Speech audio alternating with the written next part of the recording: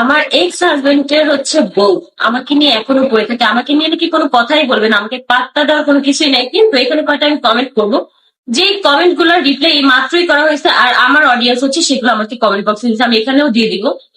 এখানে লিখছে আখির নিজের কোনো যোগ্যতা নাই, কোনো কন্টেন্ট নাই, শুধুমাত্র ছেলের জন্য সিম্পাথি আর আমাদের বদনাম, এই দুইটাই ওর ইনকামের মাধ্যম, এছাড়া কোনো যোগ্যতা নাই। এখানে আবার তিনটা হা হাও করছে।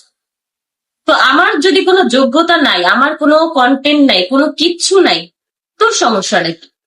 তোর কোনো সমস্যা আমি তোর নিয়ে কোনো কথা বলি? আমি এই পর্যন্ত অনেক চুপ থাকছি, অনেক মানে অনেক। তোর নিয়ে আমি কোনো কথাই বলতে চাই না। তুই সবসময় শুধু মানে ভিডিও পোস্ট করো যে আমি কাউকে নিয়ে কোনো কথা বলি না, আমরা যেভাবে আছি সুখে আছি ভালো আছি, কিন্তু কমেন্টের মধ্যে তুই তোর এত চুলকানিও দেখিলি না। হ্যাঁ, তো জামাই কি তোর চুলকানি মিলাইতে পারে না? আমার নিয়ে সবসময় তুই কমেন্ট করস, তুই আমার নিয়ে তুই কমেন্টে তুই খোঁচায় খোঁচায় আমার মানে রিপ্লাই গুলা করস, এগুলা কি আমার অডিয়েন্স কে আমার দেয় না নাকি? তুই কি মনে করছিস এখন থেকে তোর আমি ছাইড়া দিব? এক বিন্দু আমি তোর ছাড়বো না। এটা শেষ কত দূর আর কোন জায়গায় যে আমি ওইটা দেখে ছাড়বো। তারপর আরো একটা কমেন্টে রিপ্লাই করছে, কি হবে আহাদ তিশার নাম ছাড়া অস্তিত্ব নাই।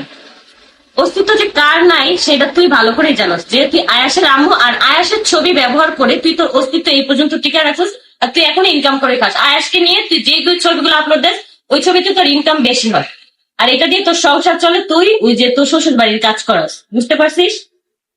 তারপর হচ্ছে পারলে বেশি না 2 মাস আমাদের নাম ছাড়া অনলাইনে টিকে থাকুন, দেখবেন কুত্তার মুখ দিবেন, আবার গালি খেয়ে 2 দিন পরে মাফ চাইবেন। কে কার কাছে মাফ চায়? আমি তোর কাছে এ পর্যন্ত কবে মাফ চাইছি? তোরা 2 দিন পর পর, তুই আর তোর জামাই 2 দিন পর পর আমাকে ফোন দাস, আমার বাবাকে ফোন দাস, যা হওয়ার হয়েছে এবারের মতন মাফ করে দেন। আয়াসির কথা ভেবে আমরা আখিকে নিতে চাই, কেন ইনকাম বন্ধ হইলে আখিরে লাগে না?